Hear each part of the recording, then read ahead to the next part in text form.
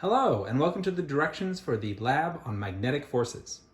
This is a very interesting lab because there's very little equipment. As you can see, you're looking at all of it, but we get to do some very interesting experiments in regards to the questions they can answer, or at least direct us to have some idea how to answer them. I hope you have as much fun with this lab as I have, and let's get into it, okay? So there's two parts to the lab.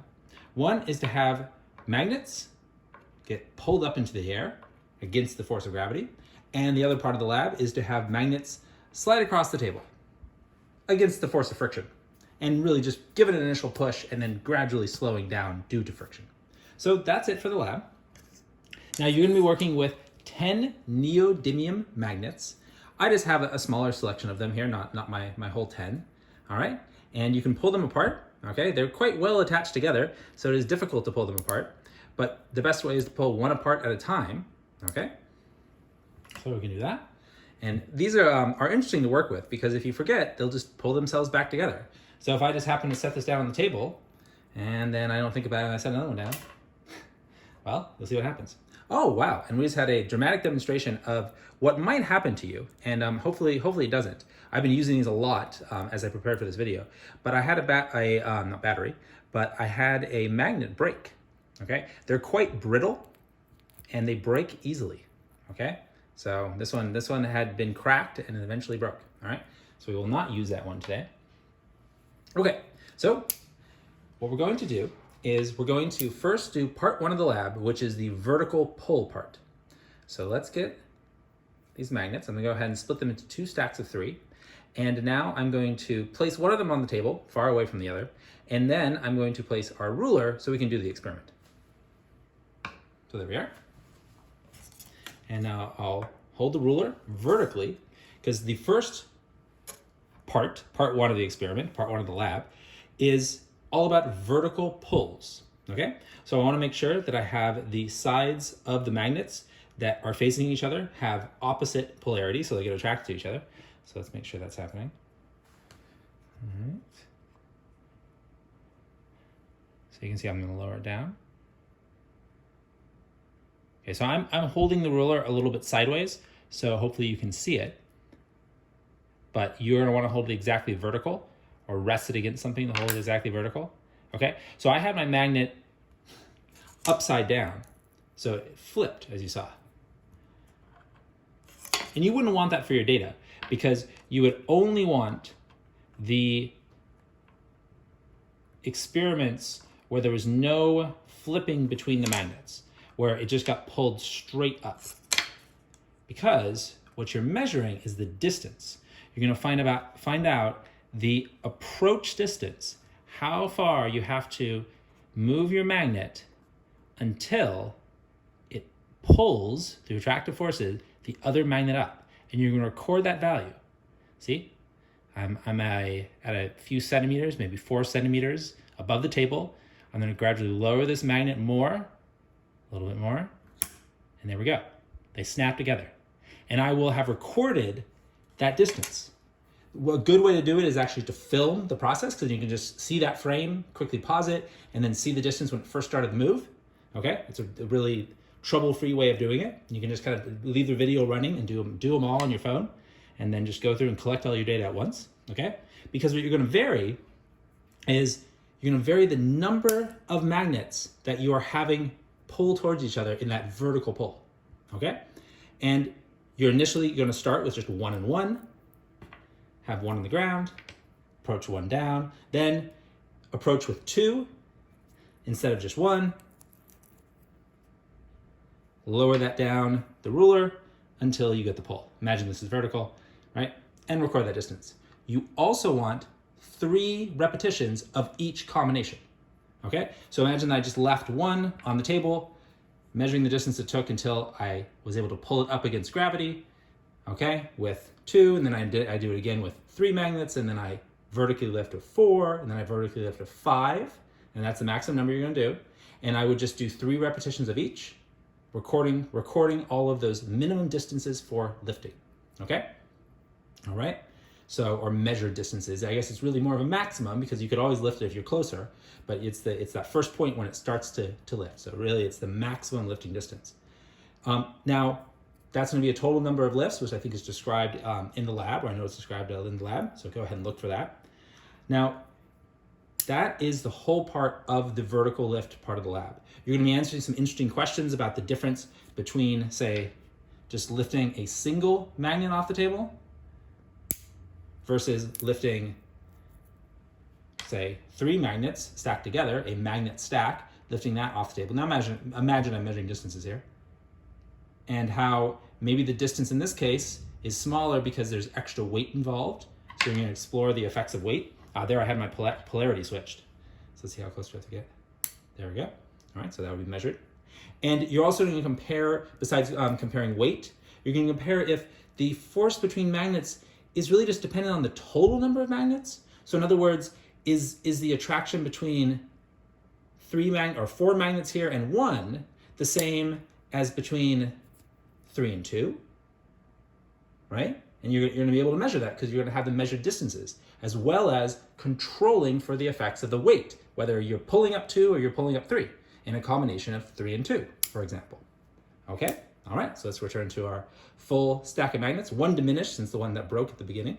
Now, the second part of the lab doesn't involve anything vertical, nor does it involve attraction of magnets. Instead, in the second half of the lab, it's all about magnets repelling each other.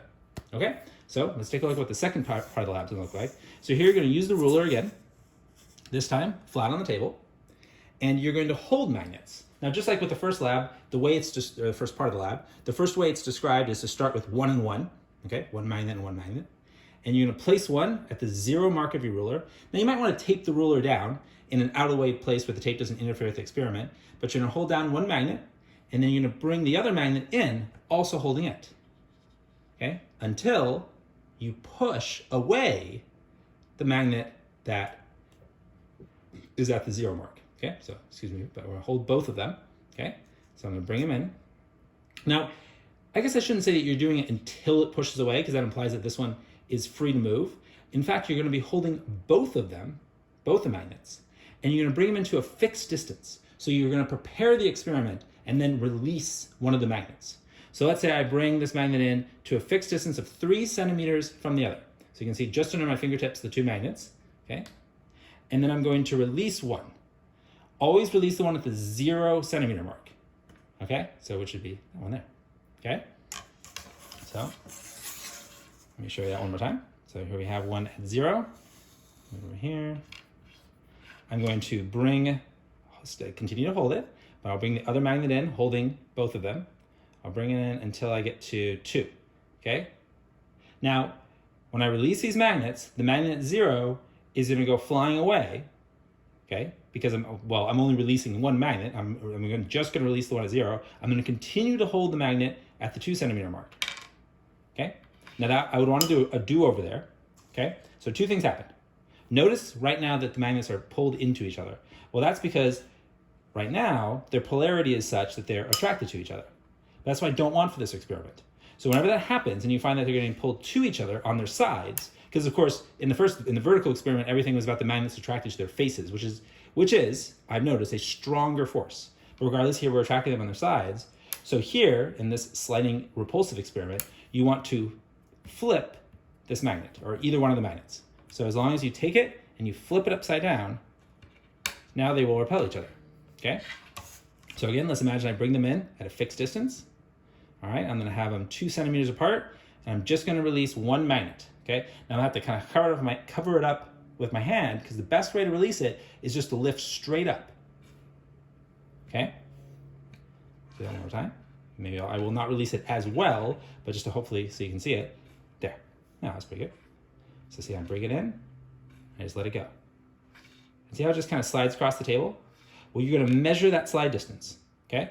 You're going to either use the same ruler or a second ruler. You could use the same ruler because you could just mark the point that it came from, right? So just have a marked point on your table, or take down a piece of paper, always launch from that same marked point on the table so the ruler can be moved, right? But then we just let it go.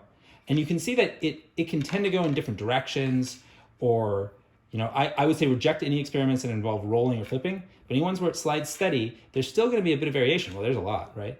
And that probably had to do with my finger, because trying not to push on it as you release it is a trick. Okay, so that one was also much shorter. Okay, and there it got flipped.